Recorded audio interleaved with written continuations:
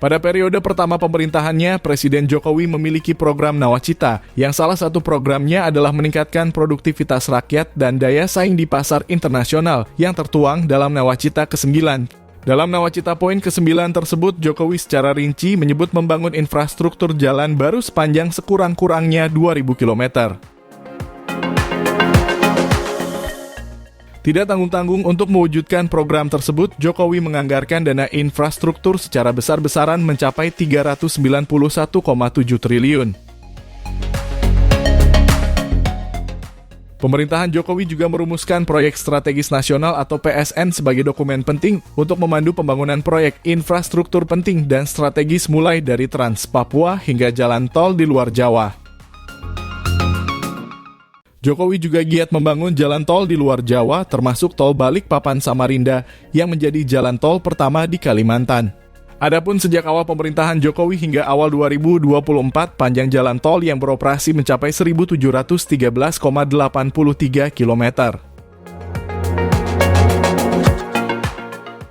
Jumlah tersebut setara dengan 64,74% atau hampir 70% dari total jalan tol yang beroperasi di Indonesia. Secara rinci, berdasarkan data Badan Pengatur Jalan Tol BPJT, jalan tol Trans Sumatera yang telah beroperasi sepanjang 915,65 km yang terdiri dari 15 ruas yakni Bakauheni Terbanggi Besar 114 km, Terbanggi Besar Kayu Agung 189 km, Kayu Agung Palembang Betung 42,5 km, Belawan Medan Tanjung Morawa 43 km, Medan Binjai 17 km, Medan Kuala Namu Tebing Tinggi 62 km, Palembang Indralata 22 km, Sigli Banda Aceh Seksi 26 Sulimum Baitus Salam 48,5 km, Pekanbaru Dumai 131 km, Pekanbaru Bangkinang 31 km, Binjai Tanjung Pura 38,5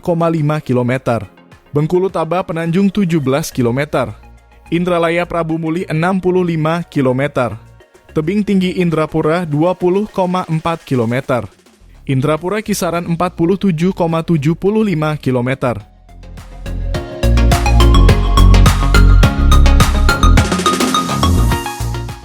Selain di Sumatera, tentunya di Pulau Jawa juga sudah banyak ruas tol yang beroperasi. Terbaru, pemerintah meresmikan Tol Cimanggis-Cibitung yang merupakan bagian dari Tol Lingkar Luar Jakarta 2 Jakarta Outer Ring Road JORR 2. Tol Cimaci memiliki panjang 19,65 km dari Simpang Susun Cikias sampai dengan Junction Cibitung. Dengan beroperasinya Tol Cimaci ini, maka Tol JORR 2 resmi beroperasi penuh dari Bandara Soekarno-Hatta hingga Simpang Susun Cilincing dengan panjangnya mencapai 111 km. Dengan tersambungnya secara penuh JORR 2, maka di Pulau Jawa, daftar tol yang sudah beroperasi kembali bertambah. Di Pulau Jawa, ruas jalan tol mencapai 1.782,47 km yang sudah dibangun dan dioperasikan. Selain di Sumatera dan Jawa, Jokowi juga berhasil membangun tol di daerah lainnya, terutama di Kalimantan dan Sulawesi. Di Kalimantan pada masa kepemimpinan Jokowi, tol Trans Kalimantan yang sudah terbangun adalah Samarinda Balikpapan yang panjangnya mencapai 99,35 km. Sedangkan di Sulawesi, Jokowi juga menyelesaikan tol Manado-Bitung sepanjang 39 km. Pembangunan yang masif berdasarkan data Kementerian PUPR terbukti telah memberikan dampak positif pada pertumbuhan ekonomi regional. Akses yang lebih baik ke pusat-pusat ekonomi meningkatkan daya saing daerah, mengundang investasi sektor swasta, dan menciptakan lapangan kerja baru. Di sisi lain, pembangunan infrastruktur juga tidak hanya berdampak pada sektor transportasi, tetapi juga pada sektor-sektor lainnya seperti energi, telekomunikasi, dan air.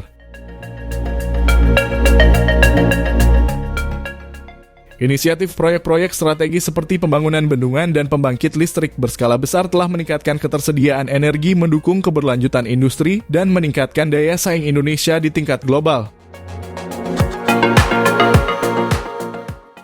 Investasi sektor swasta juga telah meningkat secara signifikan sebagai respons terhadap lingkungan bisnis yang lebih kondusif. Fasilitas infrastruktur yang berkualitas tinggi membuat bisnis lebih dapat diandalkan dan memberikan insentif bagi perusahaan-perusahaan untuk beroperasi di Indonesia. Ini menciptakan lingkungan investasi yang menarik, mendatangkan modal asing, dan meningkatkan kapasitas produksi nasional. Selain memberikan dampak ekonomi, pembangunan infrastruktur di bawah kepemimpinan Jokowi juga memberikan dampak positif pada aspek sosial dan pembangunan manusia.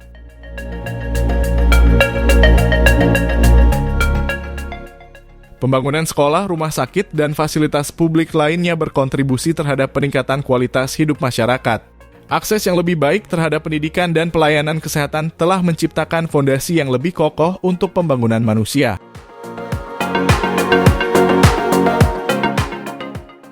Nah, itulah informasi jalan tol yang telah dibangun dan sedang penyelesaian pembangunannya di era Presiden Jokowi. Ikuti terus update terbaru informasi jalan tol hanya di channel Tolku.